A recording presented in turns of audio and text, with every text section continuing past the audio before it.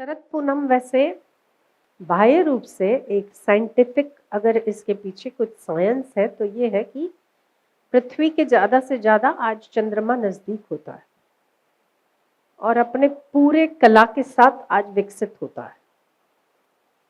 धरती से ज्यादा नजदीक होने के कारण इसमें औषधीय गुण और चीजों में चंद्रमा के औषधीय गुण ज्यादा पाए जाते हैं, ज्यादा आ जाते हैं। चंद्रमा मन का कारक है, ठीक है ना। आपको पता होगा कि जब बहुत गुस्सा आती है तो आपको उसका ग्रह पहनाते हैं, सफेद मोती पहनाते हैं जो चंद्रमा का प्रतीक है। गुस्सा शांत होता है। गुस्सा जो है वो हमारे मन की चंचलता का प्रतीक है। मन जिसका बहुत कामी है, बहुत क्रोधी है, गुस्सा बात बात में वही लोग करते हैं जिनका मन बहुत कामना युक्त है। उसकी बात अपनी पूरी नहीं होती तो उसे गुस्सा आती है। तो मन का स्वभाव कामना से जुड़ा हुआ है।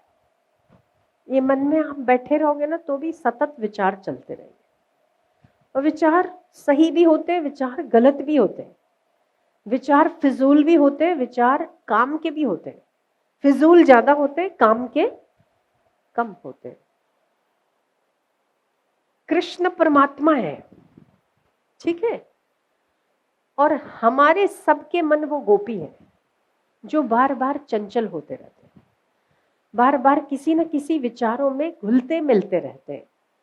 किसी न किसी विचारों के चलते इंसान परेशान होता है।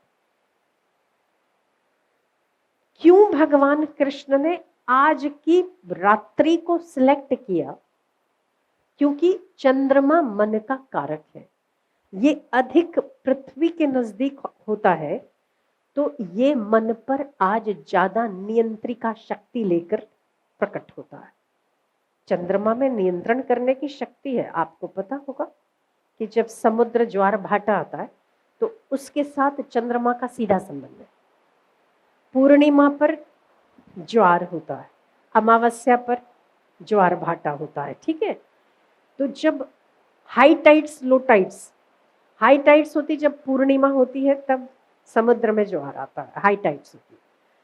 जैसे जैसे चंद्रमा घटता चला जाता है हर दिन उतना उतना समुद्र पीछे चला जाता है।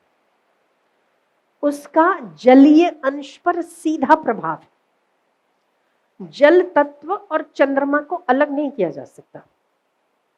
इतना बड़ा समुद्र और केवल पूरी पृथ्वी के सारे समुद्रों को अगर कोई इफेक्ट डालता है तो वो है चंद्रमा, ठीक है ना।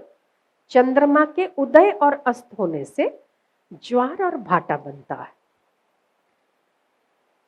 यहां तक कि टाइमिंग्स भी समुद्र के चंद्रमा के हिसाब से घटते और बढ़ते।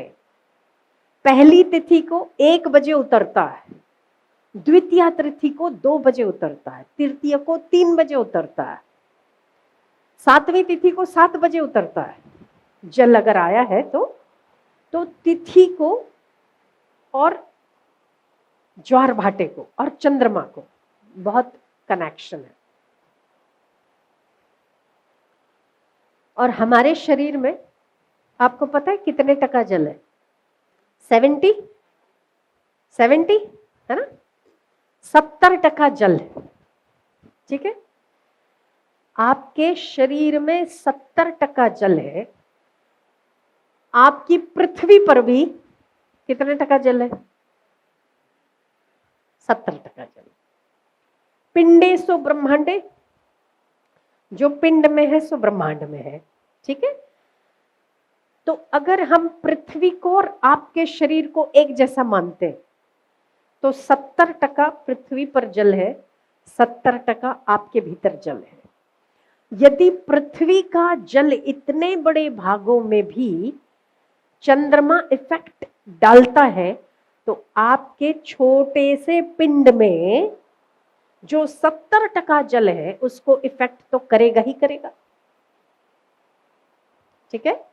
इसीलिए अब इसको थोड़ा सा अध्यात्म की ओर ले जाएं तो मन पर सीधा प्रभाव डालने वाले चंद्रमा की आज की तिथि, हमारा मन अनियंत्रित है, इसे नियंत्रण में लाना बहुत आसान नहीं है।